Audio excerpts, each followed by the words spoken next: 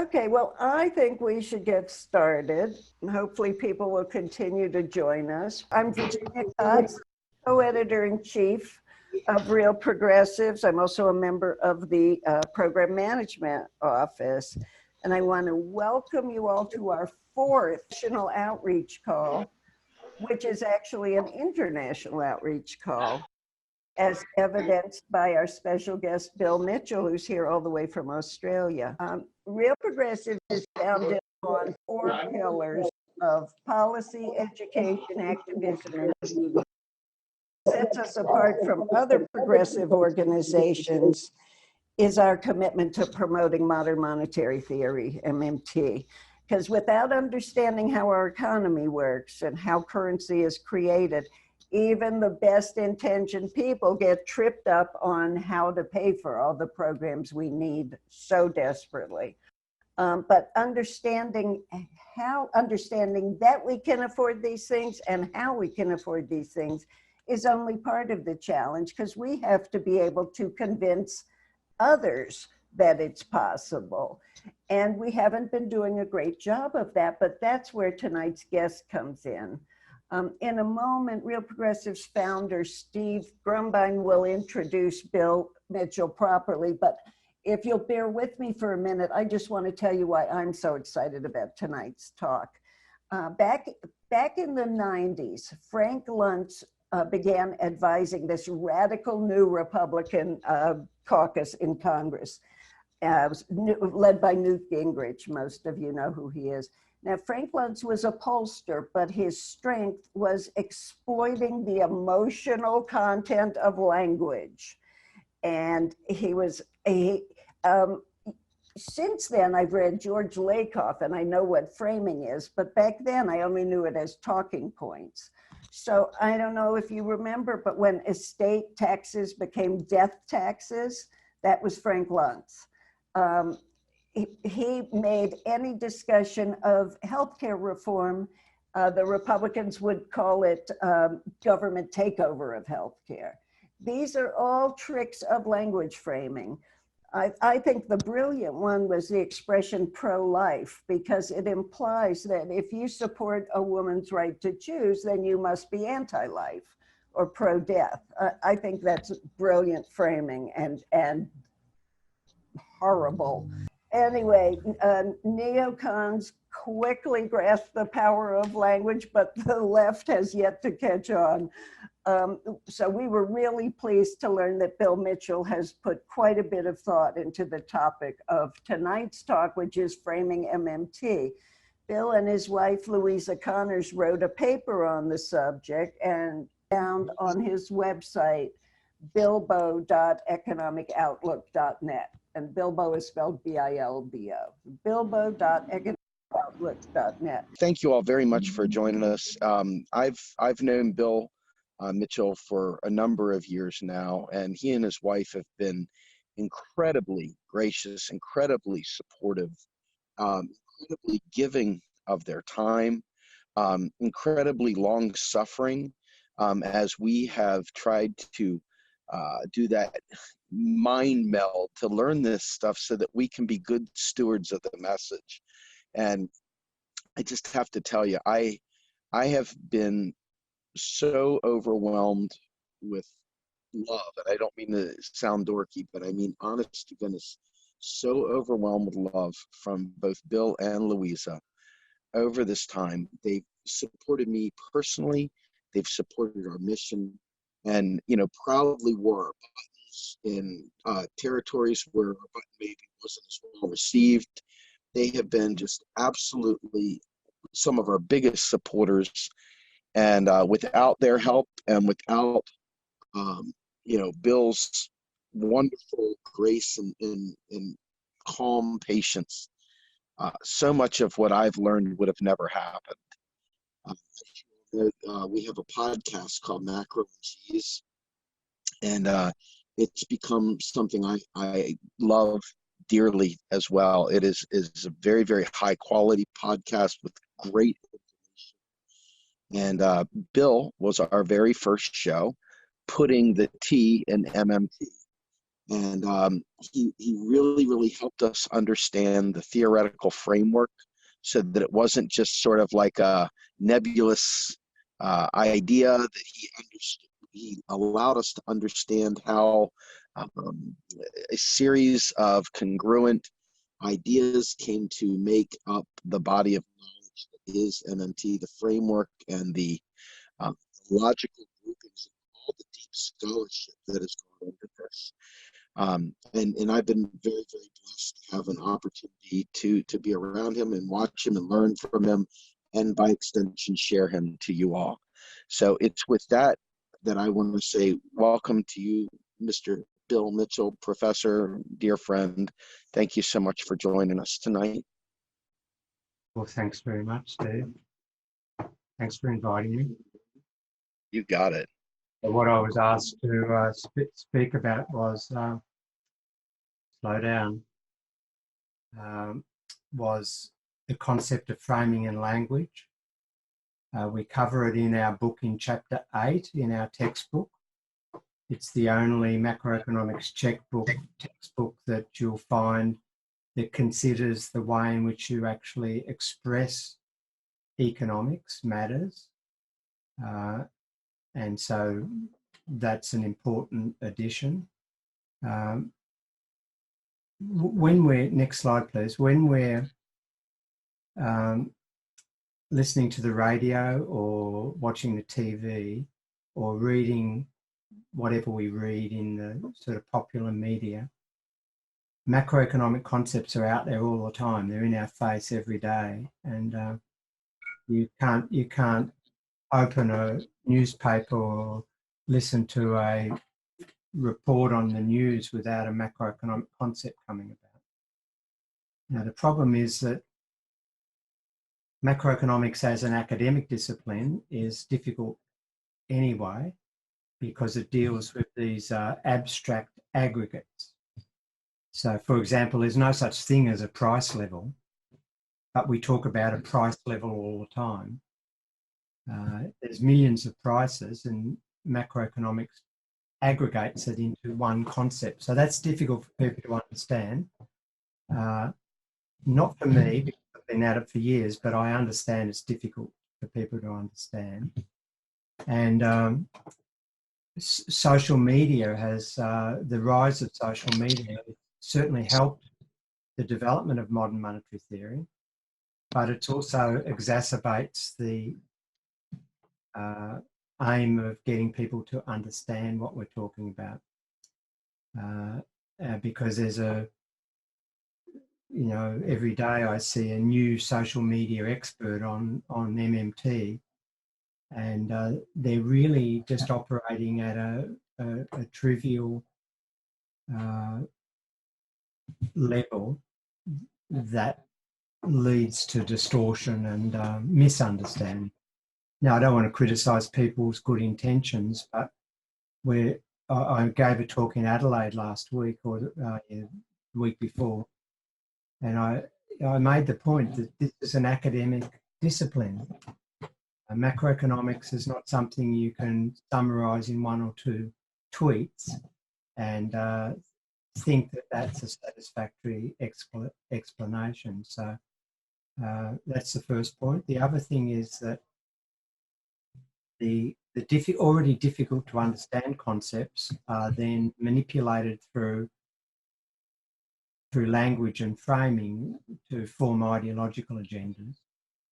And what we obviously see everywhere is how our ideas are abused, not only by those who wish to tear them down, but also by those who think that they're doing the right thing by advancing our ideas. An issue. And the reasons why our ideas have been resisted is because they're counterintuitive. Now, what do I mean by that? Well, the intuition, anything natural that we are born with, intuition bred into us in a sense by ideology, by framing, by language, and what we now call the neoliberal agenda has been incredibly successful in the way in which it operates to disabuse us of understanding things that are not consistent with the way in which the agenda is wanting us to go. And so MMT has two challenges. One is the educational challenge, and the other is to get our framing language right and to learn how to use the communication modes like social media in an effective way rather than a destructive or ineffective way. Next slide, please. And this is where we have to start, because I see often on the internet, on Twitter, I don't use Facebook, but I see it on Twitter a lot, that, oh, when we have things will be better. Or from the other side, if we ever have MMT, it'll be a disaster. And that's just a fundamental misunderstanding of what our work is about. It's not a regime that we go to. It's not a system of policy that we would go to. It's what we call a lens. And I've got my glasses on today so I can see better. MMT really allows us to see better as to how the system operates. The capacities of the currency issuing government are within that system. Now, if you think about what that, and if we have clearer vision, then all of the framing that's thrown up against that vision is very easily exposed. We can very easily see that the framing isn't a verity, it's a myth. And it allows us then, and I've written here, expose the veil of ideology. Now, what that means is that, your own previous president at one stage during the crisis said, we've run out of money. And politicians use this sort of storyline all the time. And now, if all of us have an MMT understanding, which is what I call this lens, then we just wouldn't accept one of our elected representatives saying, we've run out of money if it's a currency issuing government. That politicians would soon learn that they can't operate in that way. And so, to me, it enhances the quality of our democracy. Now, so if it's just a lens, then how do we get anywhere other than just to say, feel content that we know how things work? Well, we want to have policies because we want to advance well-being, we want to improve people's lives, we want to improve our capacity to interact with the natural environment in a sustainable way, and all the rest of the things that progressive desires to be achieved. And to advance policy within that understanding, we have to then overlay our value systems, our judgments as to what we believe in. And that's where policy comes from.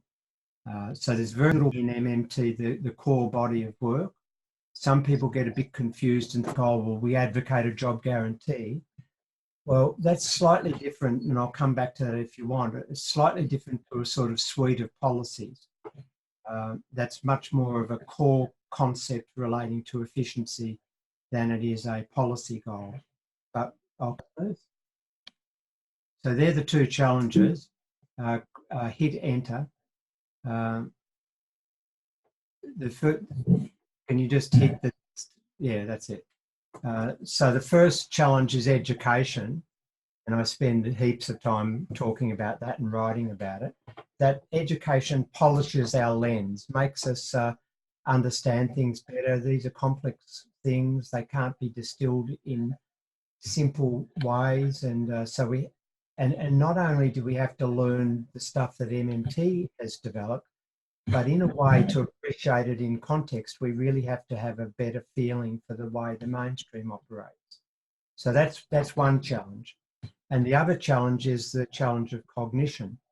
And this is overcoming the dissonance that we all have when we're confronted with these ideas on the basis of our years and years of conditioning that has been generated by the framing, the neoliberals, the mainstream. Next slide, please. So when we talk about cognition, what we're really talking about here, the field of cognitive linguistics is about how do we establish meaning, how do we, and how do we use language to with cognition to establish meaning. And there's a whole stack of basic principles really go into. The basic principles of the way we do cognate and learn things is we have what's called an embodied mind. And what that means is we relate our understandings of complex world around us in an embodied way, a physical way. So we talk about being blind with rage, and we have metaphors like more is up. So we always think if something's going up, it must be more. If something's going down, it must be less. And the other basic principle, and I'm really skating here quickly, is that our thought is mostly unconscious. We don't think logically very often. And so often we are shocked to discover that we have internally inconsistent positions. Next slide, please. Now, in terms of metaphors, there's a quote from George Lakoff there. What we use metaphors and metaphorical frames whenever we think and speak. And this relates to the way in which we cognate in terms of a physical way, an embodiment. And so an example there, it's quite counterintuitive to think that a deficit is desirable, because a deficit is something, a shortfall, it's something that's less, it's something that's down.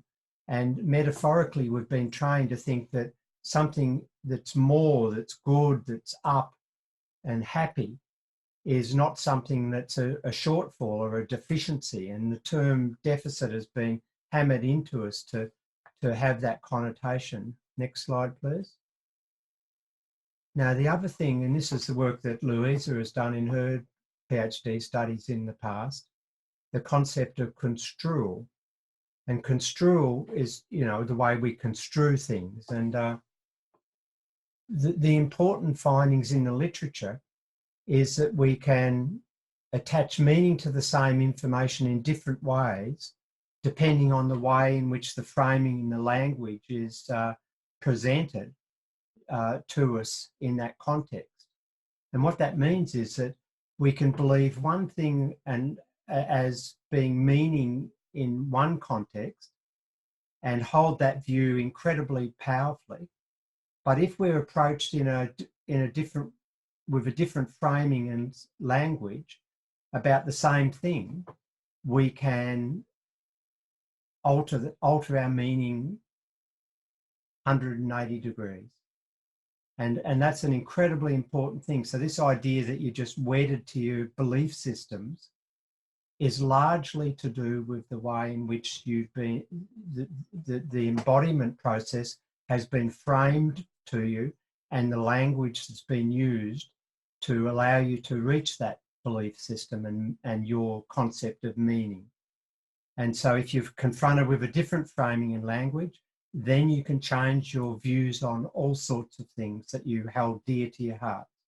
And so that literature then challenges is how do progressives exploit this human capacity of construal when we want to change the whole economic narrative away from the mainstream neoliberal narrative into a more progressive narrative.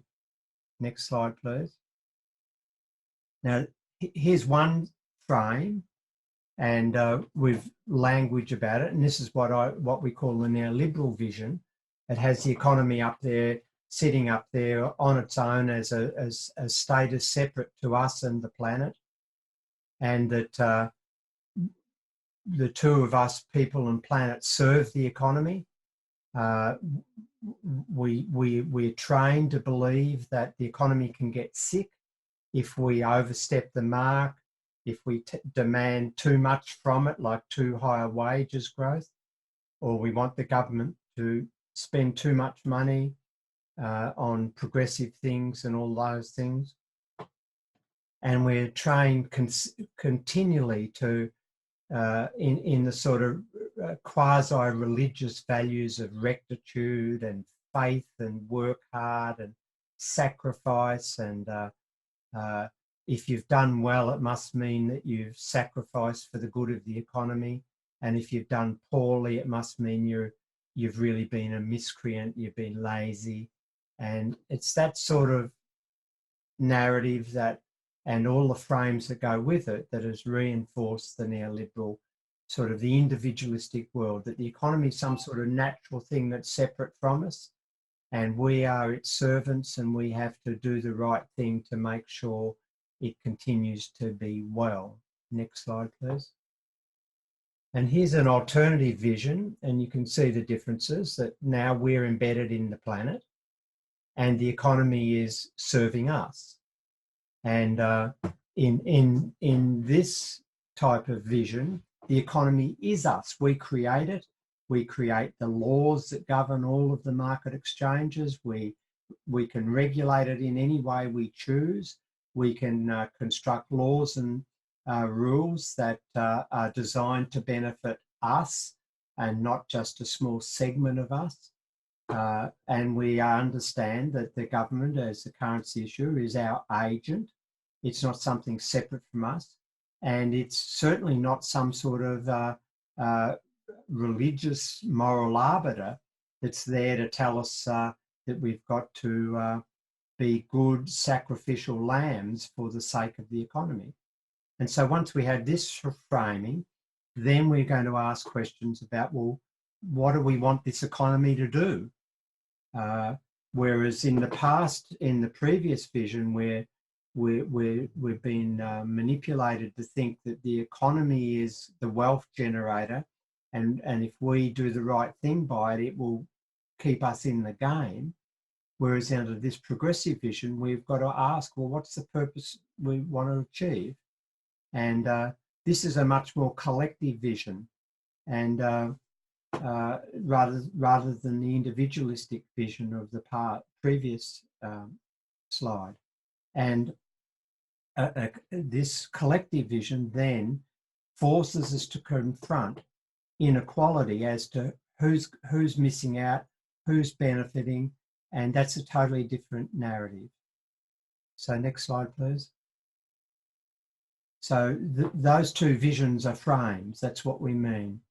And we can accept either one depending upon the supporting framing and language that's used, because a frame structures our thinking in terms of concepts, and then uses language to force us to think about those concepts and conceptual structure in a certain way that the frame dictates. Next slide, please. Now, one of the principles of communication, and this comes a quote from George Lakoff there, denying a frame activates the frame. So now we're getting into strategic ways in thinking about that. Next slide, please. So here's an example. Here's Richard Nixon during the Watergate problems. And some of you will remember this because you lived it closer than I did, but it was on national TV in Australia, and Richard Nixon giving this famous speech where he said, "I am not a crook." Now, if you think about that, he's negating the frame crook. And so not is the negation, crook is the frame.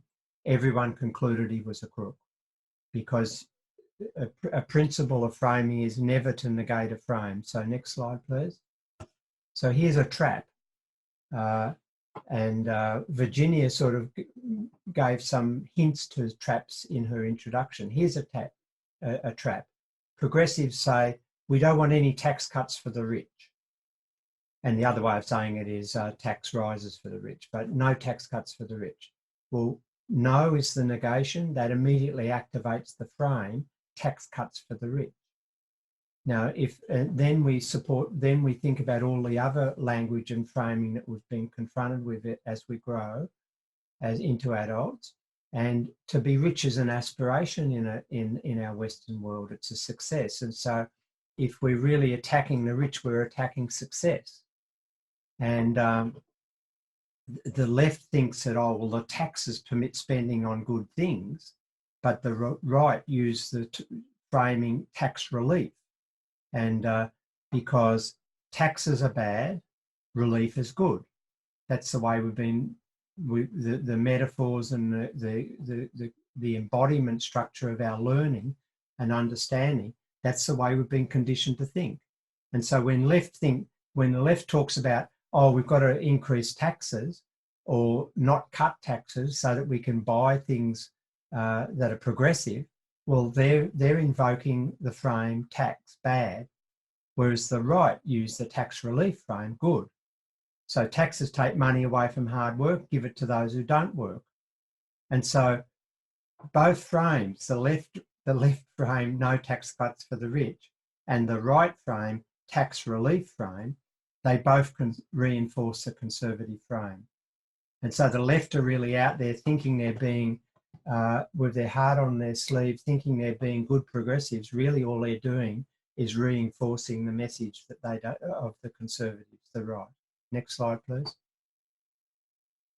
Do not use their language. This is from Lakoff. Their language picks out a frame and it won't be the frame you want. So next slide. So do not use their language. What does that mean? Well, that means that whenever you're in a situation, you want to tell a news story. So here's an example, and I get asked, I do radio and TV interviews quite often. And so here's an example that I might have been confronted with. Interviewer, are you in favour of tax relief? And so I don't want to invoke the frame tax relief because I don't want the rich the high income earners to have lower taxes for reasons I explained on my blog yesterday and in the past. So when the interviewer asks me that, I avoid that frame altogether and I answer, I'm in favour of having the government provide first-class public education and healthcare. And you can see what's happened here. I'm not using their language, tax relief. I'm not talking to their frame. I'm changing the language and changing the frame. And that's crucial. Next slide, please. This is the truth sandwich. Start with the truth. If you lead with the lie, you privilege it. Note attempt second, the middle of the sandwich. Note attempt to divert truth. Note, rather than amplify the lie. So you're diverting the truth rather than amplifying a lie. Third step in the narrative. Return to the truth the lie is designed to hide. Don't allow the distraction or diversion to work.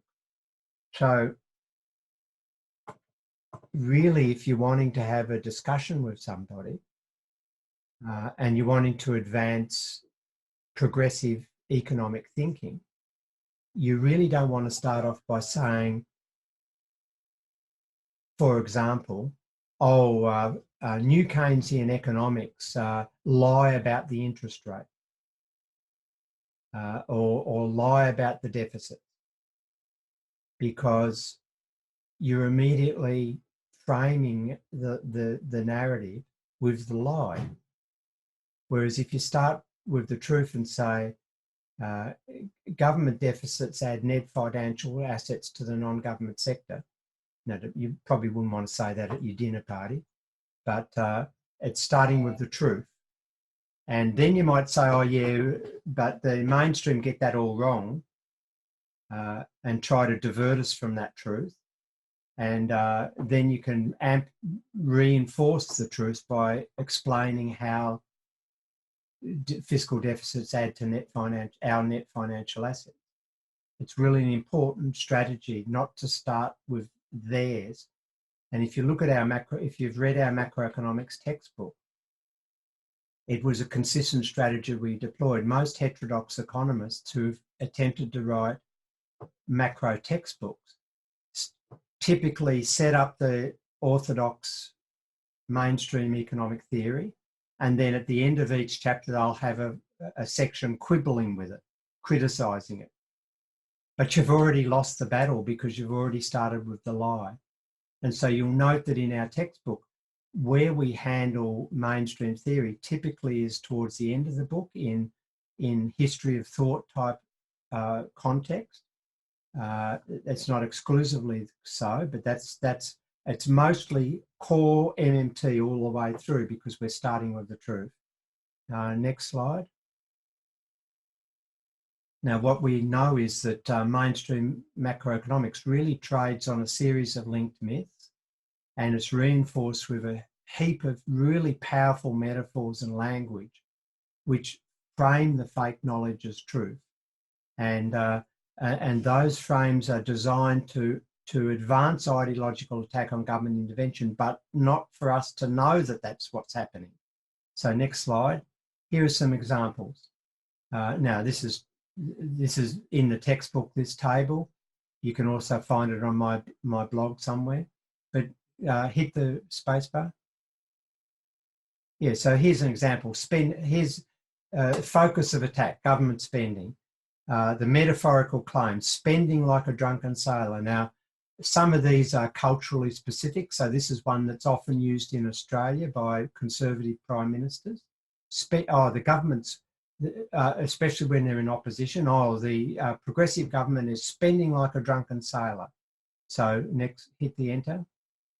And what that means is that that metaphor, drunken sailor, is an irresponsible delinquent coming into going wild with women and drink and out of control. Next slide, please. Another one. Budget black hole. That's often, and I see that in almost every commentary in every language. And so hit the enter, please. So you just keep going. So you see that, we've got a black hole that's some sort of astral metaphor, and it's telling you that fiscal policy's gone beyond human control, like a collapse of a massive star. And so the metaphor, the myth is that there's a budget black hole, that a fiscal deficit is somehow dangerous. But then they tie that in with a metaphorical claim about something that we relate to in a different context as being something pretty scary, a collapse of a massive star, and beyond our control. It's just something that needs, we can't do anything about. Next slide, please.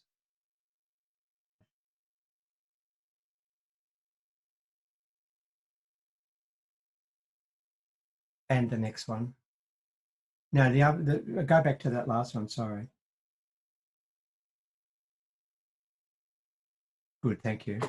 And so one of the problems of the progressive side of politics, and I'm following the American election. I don't want to say everybody here is in the US, because I know that's not true. But following the US election, and certainly the British election campaign that culminated in the December election, you had progressives with all good intentions who confined themselves to the metaphorical space that the mainstream have set. And when I've asked British politicians and Australian politicians, well, why do you do that? Why do you use their framing and their language? And they say, oh, real politic. That's what everybody understands. So we've got to deal with that. And the problem is that you've lost the debate as soon as you enter. And we have in the US we've got Joe Biden and Elizabeth Warren are really big offenders there. But even Bernie uses mainstream frames and doesn't get the full progressive benefit out of his campaign. Next slide, please. And the next one. So here are some classic myths that are exploited by these metaphors. Next slide, please. So keep going. So this is one of the famous ones, household budget analogy. So the household is a currency issuer. So what this analogy is invoking is to invite us to use our experience with our own finances to make judgments and conclusions and assessments about the government's finances. And so expressions in that previous table about maxing out our credit card and things like that are used to describe governments. They're maxing out their credit card and they've got to pull their belts in. And all of these expressions that we think about in our own lives. But the problem is that the household's a currency issuer and that our personal budget experience generates no knowledge to allow us to make assessments of what the government finances are. There's no, it's not, intuition doesn't help us at all. Our own experience doesn't help us. The government isn't a big household. Next flick. Because the government's a currency issuer. And so the alternative narrative should highlight always the special characteristics of the government's currency monopoly. The statements like the government can, see you later, Tuan. Our New Zealand colleagues just leaving, I see. The alternative narrative should talk about what the government, what those characteristics are and what they mean. And, the government can always buy whatever's for sale in its currency because it issues the currency. And that means it can buy all idle labour, which means that it must, if you've got mass unemployment, that must be a policy choice. So once you're sort of steering away from the household and talking about the specific characteristics of a government, you're onto a much more productive narrative. Next, please. Fiscal surpluses are good, deficits are bad. So, we've been led to believe more is up. And as I'll explain later, that can be applied in a reverse direction, because the more, if you associate more is up with one other metaphor, and I'll come back to that later, you get the deficit's bad meaning. And the mainstream logic, of course, is that the deficit's spending beyond our means. We're spending more than we have, and surpluses have all of this military stuff attached to it, that we're keeping our ammunition for later. And the Australian Treasurer was out there yesterday saying, thank God that we were running fiscal austerity that's forced, the reality is it's forced labour underutilisation up to around 13.4%. But his story is, thank God we've done that, because that means we can help in the bushfire relief now, because we've got the ammunition that we built up. Now, that's the logic, and we've been confronted with that, and so we're automatically conditioned to believe that surpluses are somehow good, because if we've got savings privately, well, then that does give us ability to risk manage our private lives. It does mean when our card breaks down, we can fix it, and all the rest of it. Next, MMT understanding. The context is always crucial. You have to understand why the context is crucial and how to explain that. So next point. And what I mean by context is that a fiscal position doesn't exist in isolation. So the mainstream logic always considers the fiscal position as a standalone entity that can be assessed in its own logic. So if it's a deficit, it's bad. If it's a bigger deficit, it's worse. And if it's a surplus, it must be good, and so on, without any context. And so you have to always introduce the context of the fiscal position. And what I mean by context is that, and this is where the sectoral balances are important, because if you've got a country like Norway, which has very strong North Sea energy revenue coming from gas and oil, its government can, and that revenue is coming into the country, its government can still maintain first-class public services. The private domestic sector can save to its heart's ambition. And in that context, the government is likely to have to be able to run a surplus to stop the economy overheating. to stop there being inflationary pressures. So in that sense, we would say a fiscal surplus is appropriate for that sort of country. Now, for a country like Australia, its external deficit's about 3.5% of GDP since the 1970s.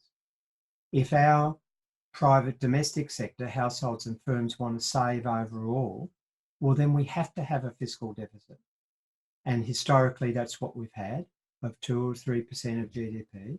And if we try to go to surplus, that's destructive. So that's the context. And so trying to build narratives to immediately introduce the context is absolutely crucial. And then we can use that context and the framework in which we invoke that context to make conclusions. Well, why are surpluses good if they destroy non-government wealth? Because a surplus clearly takes more out of the economy than it puts in and forces us to fund that gap, with the gap being the surplus, fund that gap by by liquidating some of our previously accumulated wealth. So when the Australian Treasurer during the, ran 10 out of 11 surpluses after 1996, he would get on TV and say, this is wonderful. We're getting the debt monkey off our backs. We're saving interest payments. And most people thought that was good. But what was really happening was the debt monkey was our wealth and the interest payments were our income. So what he was really saying in MMT code was that you're destroying our wealth and wrecking our income flows. And so narratives have to drive home those realities, and the opposite being deficits have the opposite effect. Next, please. Next. And here's the other one, that when we're running fiscal surpluses, we're saving up, the nation's saving up. And saving is considered in a metaphorical sense to be a good thing. We're building up, like in North Americans, what are those things? Squirrels. Squirrels run around at the end of summer with getting their acorns and hiding them away. They're saving up, and we think that's a really good thing for them to do. And we have these expressions, we're saving up for a rainy day. That's a metaphor. And we have this other logic that's being used to justify surplus obsession, and that's the ageing society, that, we're all getting older and we won't be able to afford to look after you all unless we save up. So next, please. Well, this is where intuition really is misleading, because even if they're running a surplus, they're not saving the government. Because if you think about what the act of saving is, it's done by a currency user, us, and we're foregoing current consumption, putting it away somewhere so that we hope to get greater future consumption than we would have been able to get otherwise by earning some interest on our savings. And that's the only way we really can, in an intertemporal sense, swap our consumption in period by period. So for us, savings is necessary because we're revenue constrained, we're financially constrained. Whereas for a government that issues its own currency, there's no sense in which it's financially constrained. And so it can always spend what it wants each period, whether it's sensible to spend what it wants, being a political thing, but it can always do that, irrespective of what it's done yesterday. So when the government runs a surplus, it's not saving, it's not increasing its future ability to spend. All it's doing is destroying non-government wealth and undermining our income flows. Next, please. I'm just aware of time here. Mainstream logic, deficits drive up interest rates, crowd out private spending, keep going. Private spending's more efficient, public spending's wasteful, keep going. bad. So that's a really powerful causality structure that the mainstream are continually hammering to prevent governments from running deficits that might be for progressive causes. Of course, they never use this when the deficits are going for their own purposes. And by the way, in the last 2 weeks, the government's in Australia has been spending $2 billion on bushfire relief already. They'll have to spend much more than that. No one has asked at all how they're going to pay for it. That nobody would dare, the right wing wouldn't dare at the moment say anything about that. But anyway, getting back to this deficit, these are causality structures. Now the causality is all wrong, and so we've got to know where to break into the structure. At what point does the house of cards fall down? So next, please. And it's at that point deficits drive up interest rates. So what MMT teaches you is that the impact of deficits are, once all the transactions flow through the banking system, they show up on any particular day as being an excess of reserves in the banking system. And what that then tells you is that those excess reserves ordinarily don't earn any return, certainly not a competitive return. And so the banks try to get rid of those funds by lending them to other banks, because banks don't lend out reserves to us, don't loan them out to us. They can only really lend them within the payment structure. And the problem is, if there's a system-wide surplus of funds because of the fiscal deficit, the banks can't get rid of them. They can shuffle them around, but they can't get rid of the overall surplus of it or excess in the cash system. And so in the process of trying to get rid of them, each individual bank trying to on-lend them to other banks who might be short, they drive the short-term interest rate down.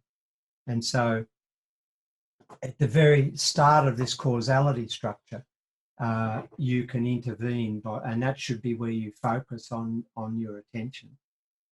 Next slide, please. Next. And so the MMT logic, just keep flowing through to the end of this slide, is that deficits increase income, non-government saving rises, banks, loans create deposits. And so here we've got interventions into the causality structure, keep going, right? And so here we've got 3 important areas of communication that you can build up narratives about. Deficits increase income because spending equals income. That's Macroeconomics 101. And we also know that saving is a function of income. And so whenever our incomes rise, non-government saving rises. So there's no finite pool of savings that governments are competing with the private sector over.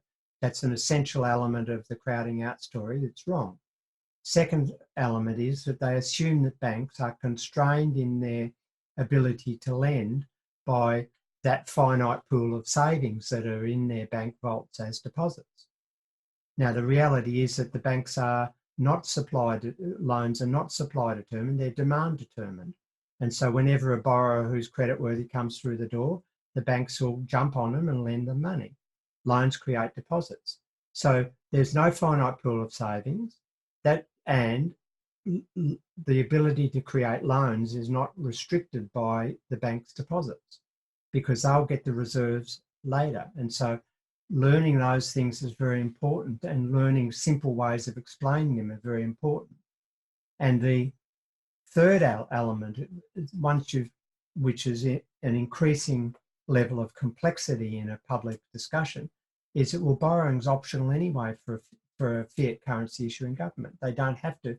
Borrowing was an artifact of the fixed exchange rate convertible currency system of the Bretton Woods era. And that ended more or less in 1971. Different countries floated after that at different times, but that's not the system we've got now. And so government doesn't even have to borrow. So then you've got a narrative that emerges, well, why the hell do they keep borrowing? And so, I've written a lot about, I see borrowing as corporate welfare. And, you can have narratives coming out of that enhance the progressive message. Next, please. Government will run out of fiscal space, so they'll be bankrupt. And, this is relating it again to our personal experience. MMT Logic, is financial ratios are largely meaningless, and fiscal space is defined in terms of resource availability and so on and so forth. And so here we start with last week I had a sequence of stories, and here we start with we've gone to the money story, where the currency issuer is a monopolist. Now we're into a resource story, that the constraint on a currency issuing government is not financial, it's real resource availability. And if all the real resources are currently being used, well, then there really is no fiscal space at that point in time. And so to create fiscal space, the government doesn't have to save money or anything. It has to create unemployment in the existing real resources. In other words, if it wants to expand its use of real resources, it has to, and they're already being fully used, then it has to deprive the non-government sector of the use. And there's a whole sequence of ways it can do that. And so that's, fiscal space is about resources, not about money. Next. So keep going. Yeah, keep going. I just want to miss a few slides here. Go to the one after the bolts here, next one. So that's the challenge, to develop new frames and language. Next. So here's about, I've got about 8 minutes or 10 minutes to go. Probably 8, I hope. So here's how to start. And this is not my opinion. It comes out of the research literature on communication, on framing, on language, and it's pretty much a well-established approach. And if you think about the way in which the right operate, the conservative framing, this is what they do. So you never start with facts. So on Twitter, for example, and there's this other concept called compassion fatigue. And this is comes out of the psychological literature, that we initially will react to a bad fact, like there's disastrous bushfires killing people in Australia. We'll initially relate to that in an empathetic way and feel concern.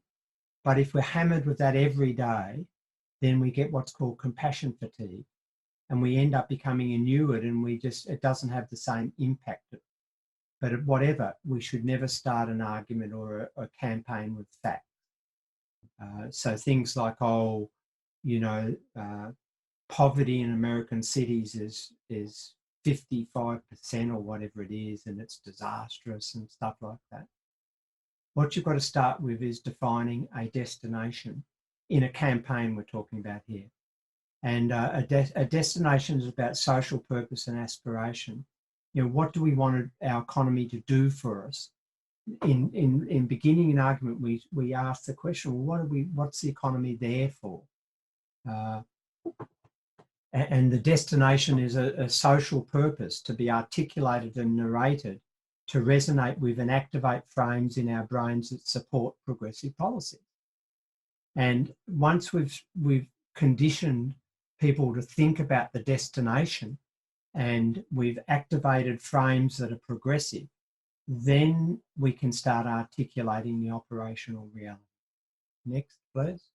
So as an example, there was a group of mayors in New Zealand. They were on both sides of politics, Conservative and Labor, and they were sick of the national government there running austerity in the 1990s and devastating the youth in their cities. So they established the Mayor's Task Force for Jobs, and it became a really powerful political agency. And they started off by saying, zero waste of New Zealanders, our youth, our future. They didn't start their campaign by repeating all the problems of glue sniffing and whatever in their local communities. They started off by running a campaign about, we want a zero waste of New Zealanders. And So then the next point to understand is that those goals can't be motherhood statements, because, and they must be associated with concrete actions, because and this is where we invoke what are called event causation structures. So there's a destination, we want to create an event, and we want to create causation. So for example, jobs for all. Now everybody agrees that we want to have jobs for all. Donald Trump's continually talking about jobs for all, and everybody agrees with that. And then once they've got you agreeing with that, they say, throw in a causation structure, free markets will grow the economy and create jobs. Next slide, please. And so what you have to add is to the destination, jobs for all, is an appropriate action in every statement you make. So we want jobs for all, but that means that aggregate government spending has to rise by X% to generate Y million jobs. And so immediately you're creating the causation frame in people's minds that jobs for all requires increased government spending of a certain order of magnitude.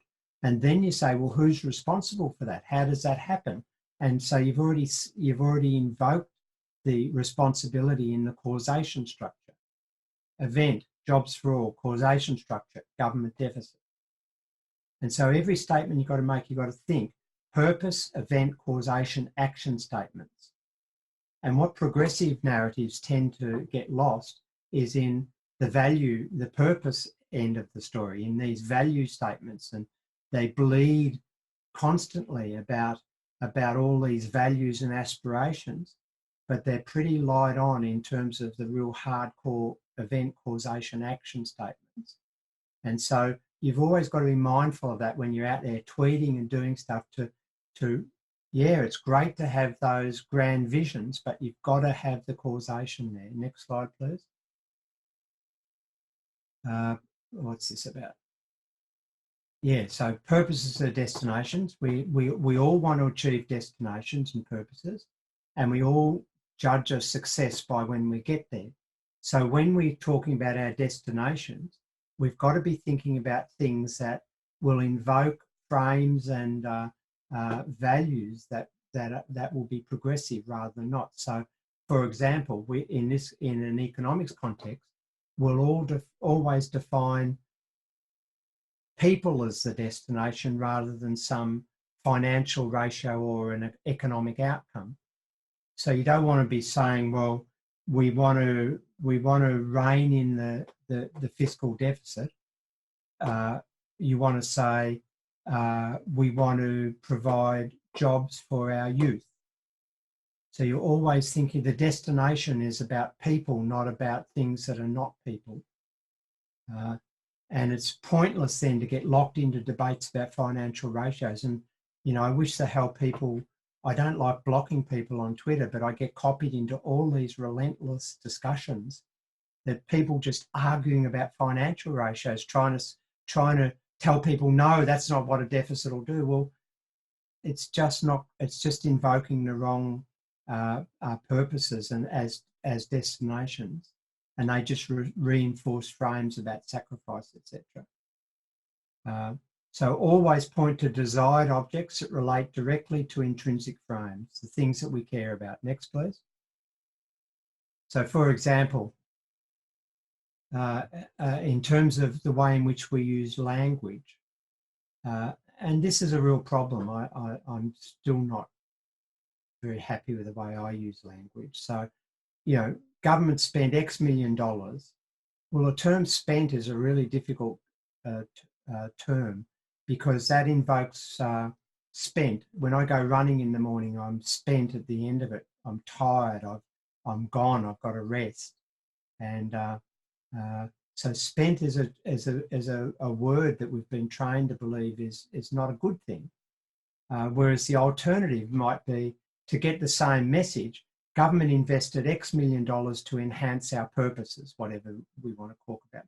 So investment, more is up metaphor, building up rather than using up. Spent is using up, down, in exhausting. Invest is building up, more, good. And here's where I mentioned before that the more is up can work in reverse. So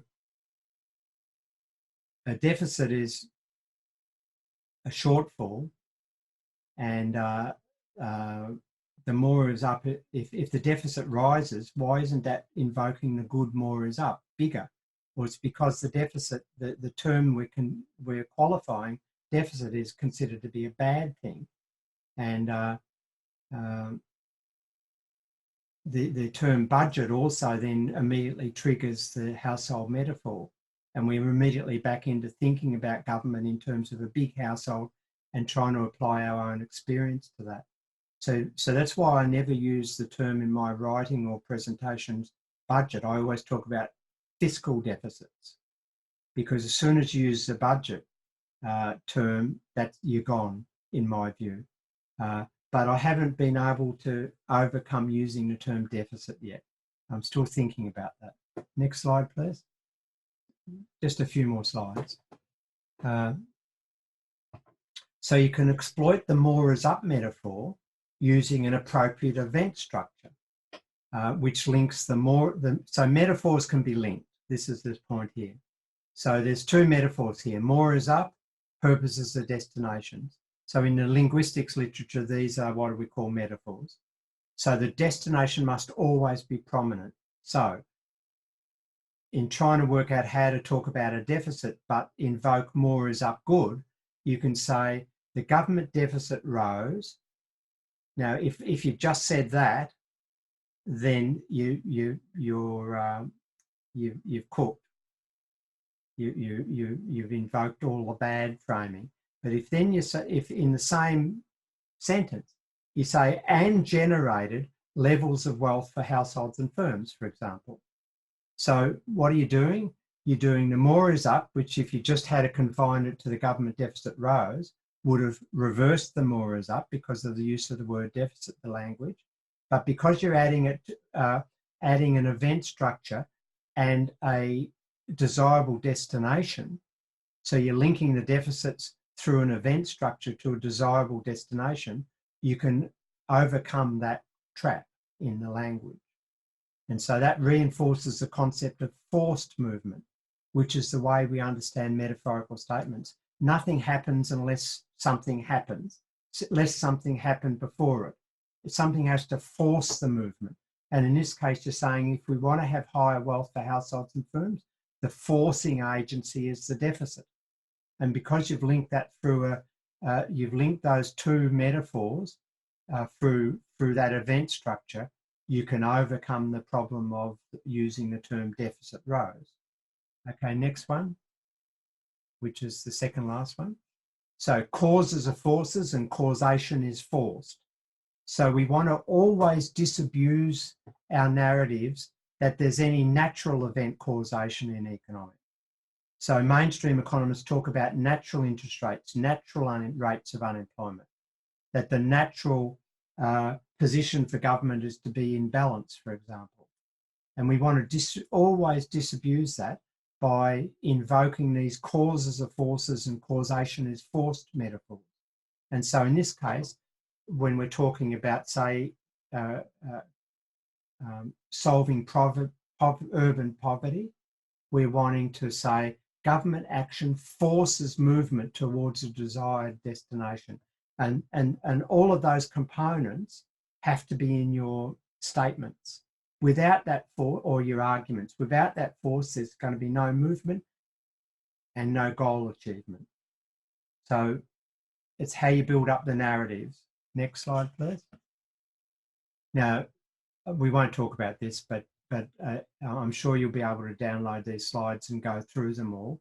And so this is the first table on the left with the mainstream neoliberal framing, and then the framing that Randy and I came up with for the same sort of thing. So, for example, just to look at the first row. Nation is living beyond its means. That's it's going to run out of something. And that's used to talk about government spending, which we all know in this group here, the government can't run out of its own currency. And so that's the implied meaning whenever they say that is, oh, excess spending, we have to sacrifice, we have to pull in our belts, give up, cuts are needed immediately. Whereas when I say government spending puts money in our pockets, that's a metaphorical claim. It's, you know, our pockets are getting things in it. Government invests in productive capacity of our nation, and both of those things are invoking an implied meaning. They're metaphorical, but the meaning that we get out of those metaphors are that our income's rising, good, more of it please, and that the capacity of the government to provide for our needs is rising. Okay, by way of conclusion then, always think about the way you frame the alternative you wish to promote. Always think about the truth sandwich. It's not about producing better fact correspondence or more logical propositions. The aim is to achieve that task by producing a smart set of metaphors. And the thing I'd say about Twitter, by the last statement I'd make, is that the research on Twitter demonstrates very clearly that it's a very poor means of communication to debate anything. It's an absolute waste of time to debate anything on Twitter. What Twitter's great for is leading a person to a more complex resource, like a report or a blog post or a paper or something like that. And moreover, and this is the thing, and this is really significant, the way in which you write your tweet, you've only got a few characters, but the way you write the tweet conditions the way the person will read the resource you're pointing them to. So if you want them to read a paper that's talking about the role of government, etc., to improve our public education system, then you can frame that with language in your tweet that they'll be positively disposed when they read that report from the page one. And the way you frame your tweet can have the opposite effect, to turn them off the report, even though your intention is to turn them onto the report. So those things are complex, and I urge people, progressives, to do more research, to do more understanding in the field of communication and those things, to become much more effective agents in this huge battle that we've got on our hands to improve our society. So that's the end of my talk. Thank you. And normally people clap, but we're not having any clapping today. Thank you. But we're waving our hands in the air. I'm clapping. Thank you so much. Bill, thank you so much. And now we want people to ask questions. And if you want to put your name in the chat, I will call on you, and Rosie will unmute you, or you can unmute yourselves. Well, I'm going to ask you something if nobody else comes up with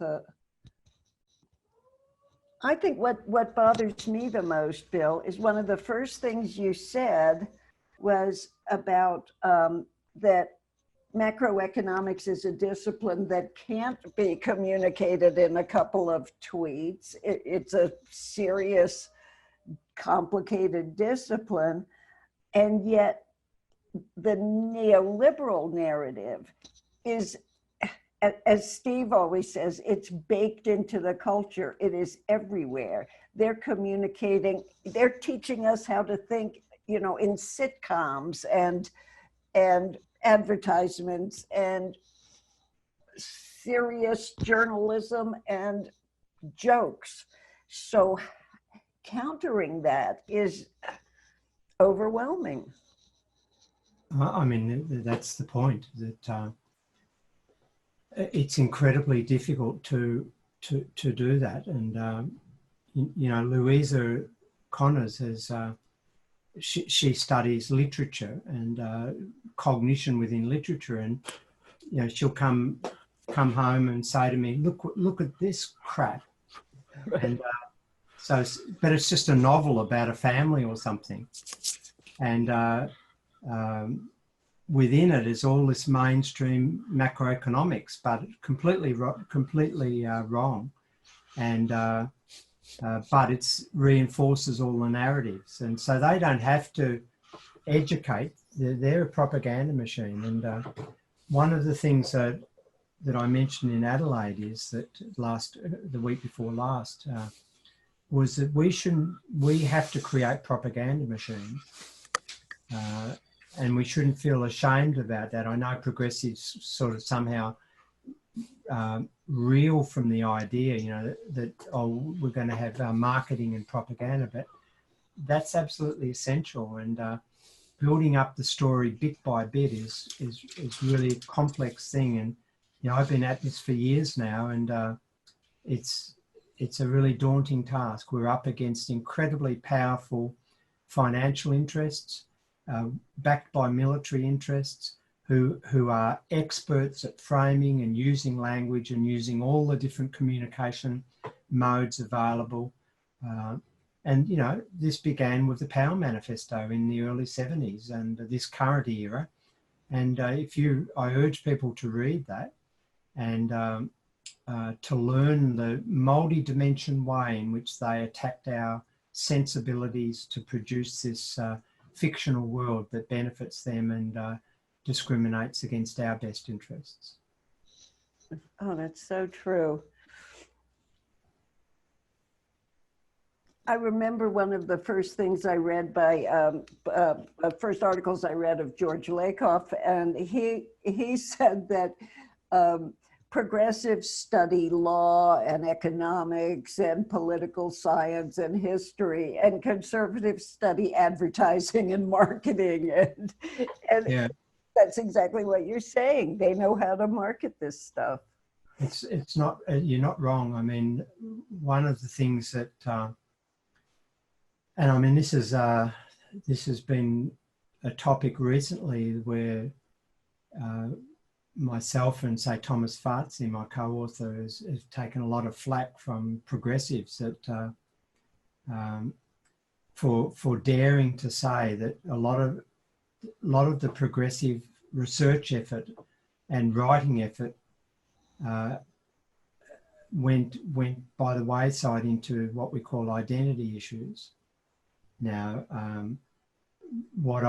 I've been around longer than Thomas, and what I saw in the early 70s with the rise of postmodernism in the humanities and the way that moved into the social sciences was that the left abandoned class, economic class, as a organising framework for analysis, in which you would then embed the very legitimate issues about race and gender and sexual preference and all of those other identity issues, and started to do a lot of work on identity as a class location in itself, quite separate from economic class.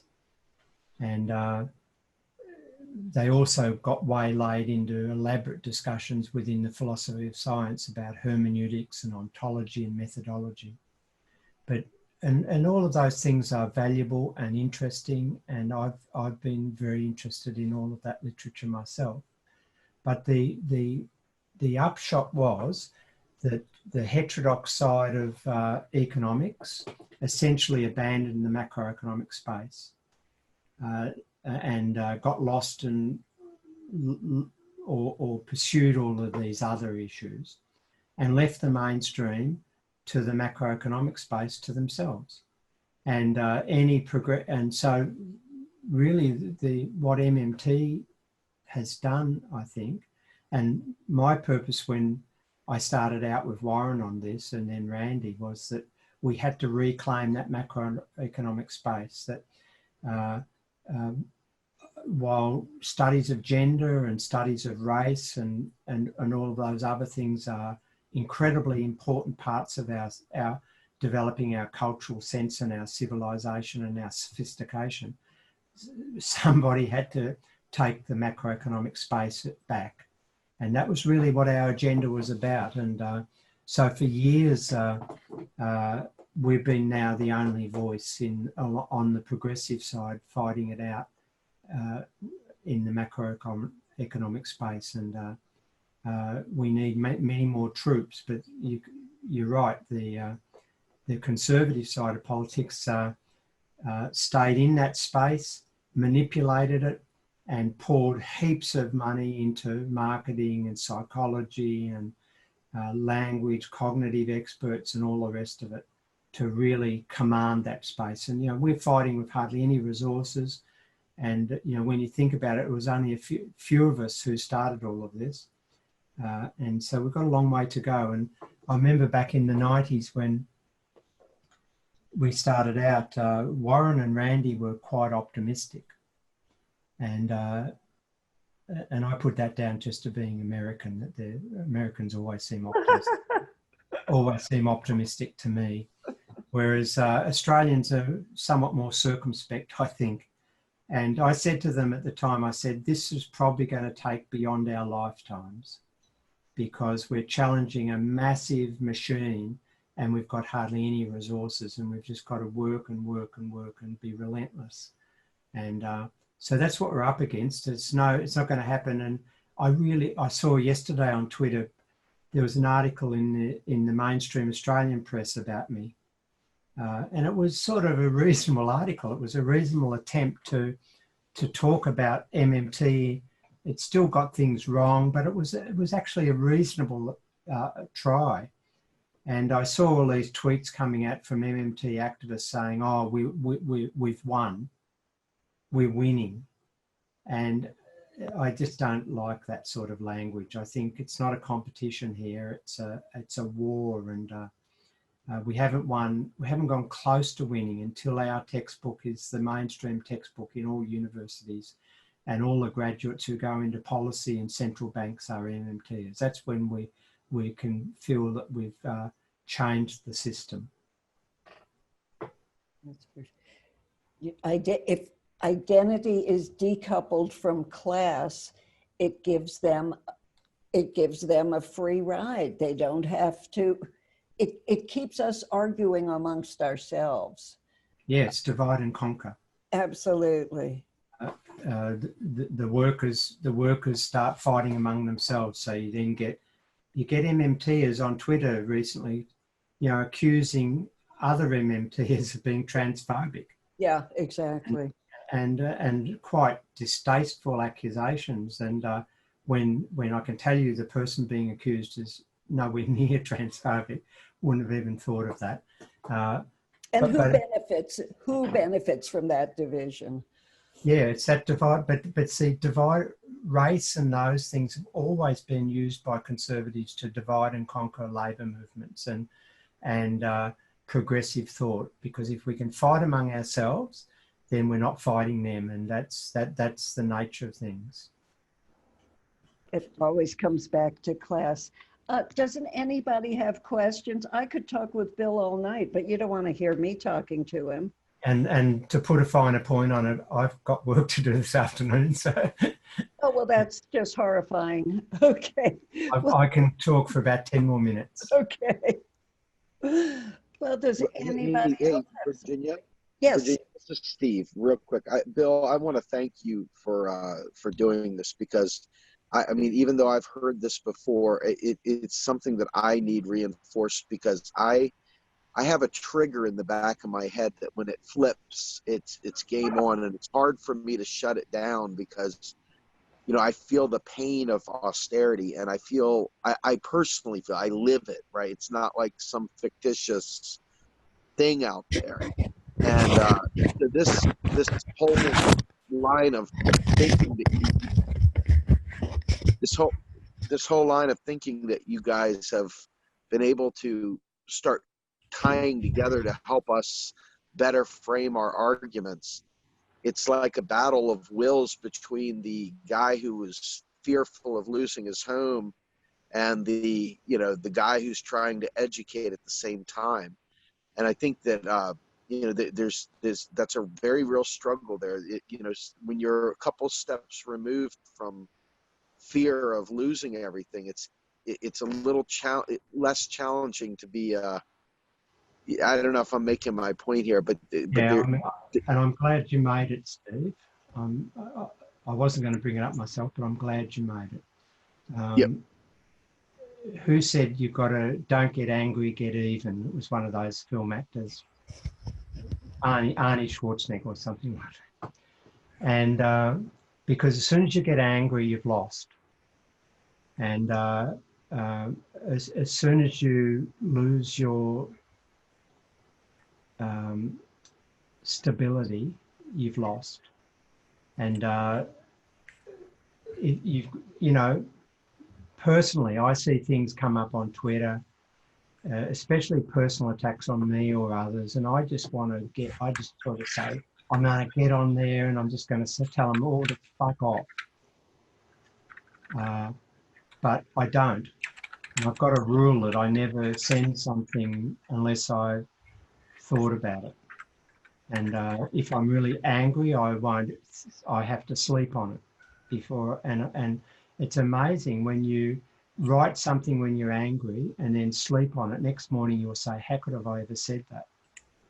And you'll say it in a different, more effective way using language and framing. So I urge you all, but Steve, because you're the head of the organisation, you do get angry. And I know why you get angry, and I feel the anger, and I at times in my life I've had that anger too. But that's what they want us to do, just get angry and spit out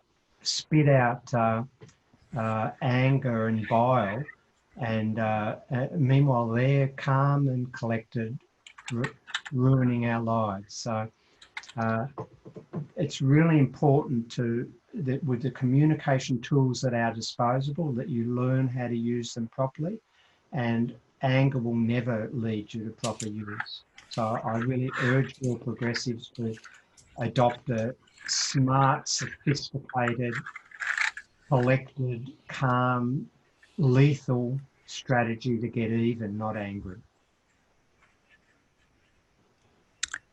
Bill, we have a question from Barbara.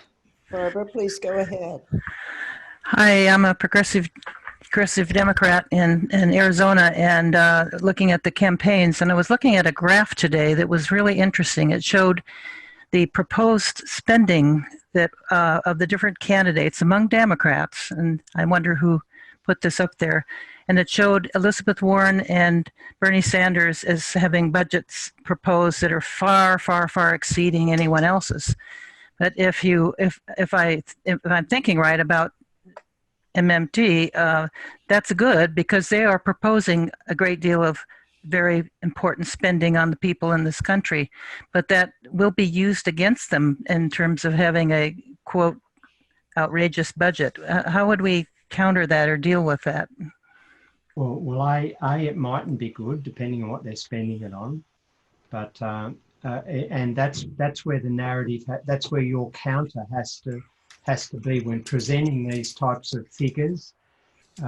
You play down the figures and you talk about what's actually what the destination is. Yes. What the purpose is.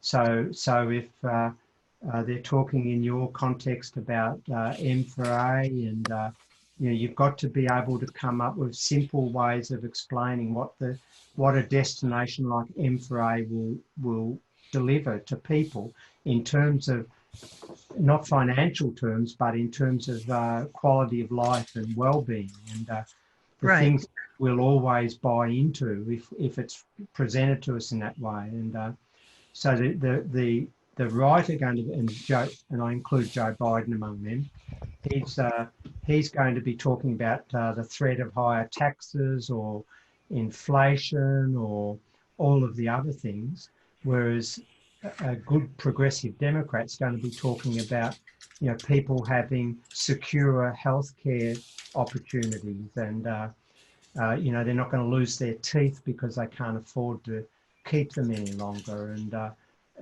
the destinations. You've got to have the destination linked to the actual event, and you've got to have the causation linked from the event to the destination so that it forces that destination has to be forced.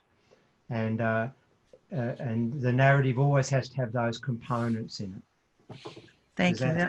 Yes, that's what I'm thinking. I mean, that's basically what the high budgets are for healthcare for all, for addressing climate change, for increasing jobs, for a better education for everyone, and so we should be talking about those things. Would be at the forefront. What does that mean? What do those destinations mean? How is that going to transform family life in American cities and regions?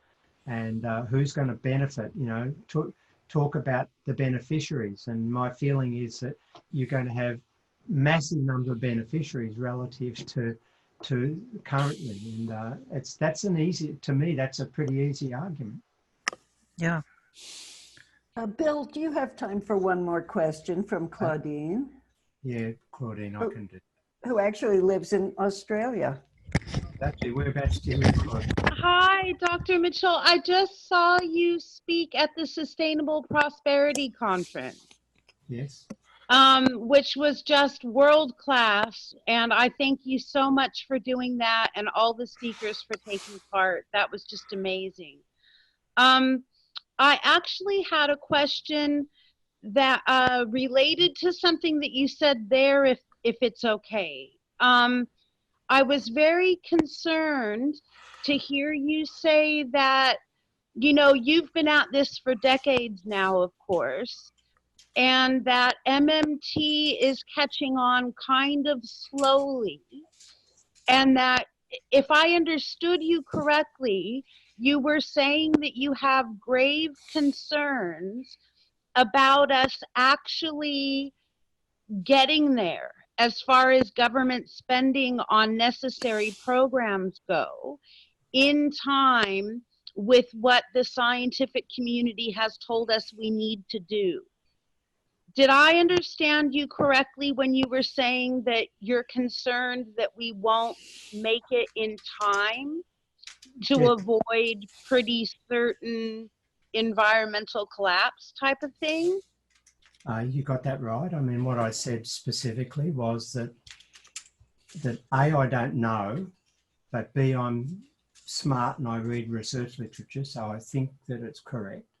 Right. If the climate scientists are correct, and remember that all predictions carry a standard error, so there's a confidence band around them. But if the most extreme, so right out on the edge of the confidence limit, if the most extreme climate science predictions are correct, well, then I don't think we can respond to those in a smooth, peaceful way by transforming the social system and the way in which we understand governments. I don't think that's a slow burn, because what we need is we're undergoing a massive education effort here in MMT. Yeah. And it's taking years and years, and it's and for all the reasons we talked earlier, it's up against massive resistance. And think about what I said earlier in the talk about Construal. Construal doesn't necessarily happen overnight. You have to be really reprogrammed with whole stacks of, you know, constant barrage of new frames and languages. And so education takes time. And if the extreme climate science is correct, we don't really have much time, as I understand it. So right. That leads me to, and then does, you know, someone said to me the other day, oh, well, so if you're catastrophizing like that, why don't we just live it up? And well, that's not the optimist in me. I think we should do everything we can as quickly as possible, but right. I suspect there's going to be some aggro involved in dealing with the climate crisis, similar to what might happen if we run out of oil.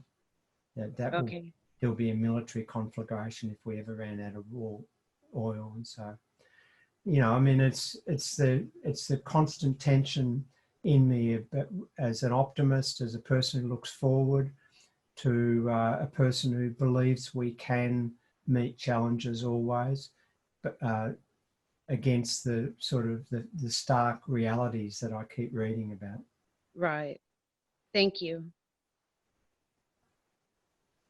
Well, I would just add quickly that I sure do hope that Bernie gets in and declares the climate emergency a national emergency right away, like he said he would. Yeah, I mean, the thing about it is that, say, during the Second World War, our main industry sector, the manufacturing sector, basically lost all its workforce, the men, and were replaced by another workforce that had no experience or training, the women, and productivity rose. And those sort of historical lessons tell me that humanity can rise to challenges if the threat is understood to be extreme. Right. So with the Japanese sort of Australians worrying about the Japanese taking over the country, which was a real threat. There were submarines caught in Sydney Harbour and bombs dropped on our mainland. The very threat of that forced us to dramatic action of the sort that would not normally happen in a typical societal transition. So that's why I'm an optimist. I think ultimately we might rise to the challenge, but I'm not sure. Thank you. Thank you. Okay, is that all right? Bill, you have gone above and beyond. Thank you so much. Steve, do you want to say good night and then speak to the company? Absolutely. And Bill, yes, of course, thank you very much. And I appreciate you being so patient and caring and giving here. I mean that from the bottom of my heart. Okay, thank you. You go ahead and we'll let you go on with your night if you'd like. If not, I just want to go ahead and close us out and kind of let everybody know. Learn some geography, Steve. Learn some geography. It's not night; it's the middle of the day for me. Oh well, yeah, that's true. It's quite night here, but the kids are asleep. Yeah, I'm working. I'll let you get back to your work day. How's that? Yeah, thank you, and all the best to everybody. Take care. Thank To you as well. Thank you, Professor Mitchell. Tell Louise I said hello. Thank you, Dr. Mitchell. Thank you, Dr. Mitchell. Bye. Bye-bye. Okay, so obviously it was really, really wonderful to have Bill join us. We've had Pavlina join us. We've had Warren Mosler join us. We've had Fadil Kaboub join us. And, we've been trying our best, working very, very, very hard. Many of you all maybe don't realize it, but we meet almost nightly, trying to pull these things off. And we desperately need help. We need help. We have a very, very small team of people that are actually leaning in and doing the legwork here. And in order for us to really, really be able to, you heard, he basically said, we need all the help we can get. And not just MMT, but real progressives does, and real progress in action. In order for us to really be in a position, all these other groups that are organizing, they don't have an MMT lens, folks. They do not have an MMT lens. And if we are able to get folks to really, really take the time to lean in and help out with this, we can begin outreach to those groups and start really being a broker and a bridge to helping organize so that we don't have to wait until our children are older and maybe in our lifetime be able to survive and maybe meet this climate change head on before, like Professor Keene said, we have to have the military take over. Folks, this is serious. And I'd like to believe that our role here is very important and that we have an opportunity to do something truly special. And now that we have a legitimate 501c3, which means that we can take donations and do things and work with academics and actually build from that end. And we also have a 501c4 that allows us to get engaged in the political debate.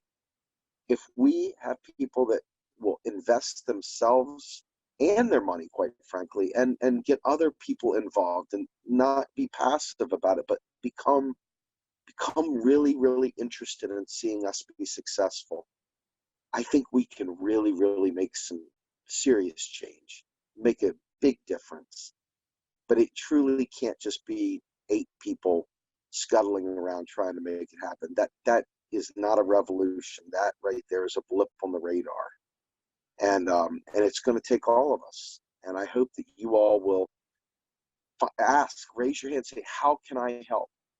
And we will find a way to get you involved, because there's no task too small, and there's no amount of care that we can't find a way to use. So we need everybody. And, I know that this has been a very difficult process. Think about it. We did not take on a simple subject. We did not take on one of these easy, hey, just join us and we'll just go along with the flow, and we'll go with the Dem-Enter crowd over here. We'll just flow. We took on one of the most difficult subjects of them all.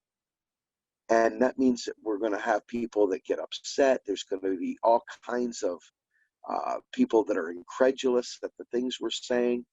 They're going to not believe us. And so naturally, it's going to cause friction in the movement. And it's very important to realize that that's kind of, regardless of whether you said it as sweet as pie or it got nasty, in the end, people don't understand this stuff. And it requires an organization that's willing to do this stuff and not just sort of run off and do their own solo thing, because our enemy is absolutely well funded.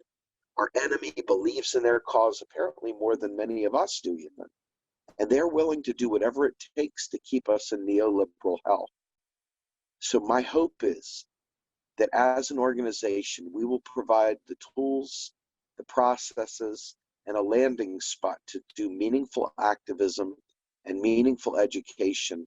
And hopefully, if we really, really put our butts into it, maybe even provide some people some careers.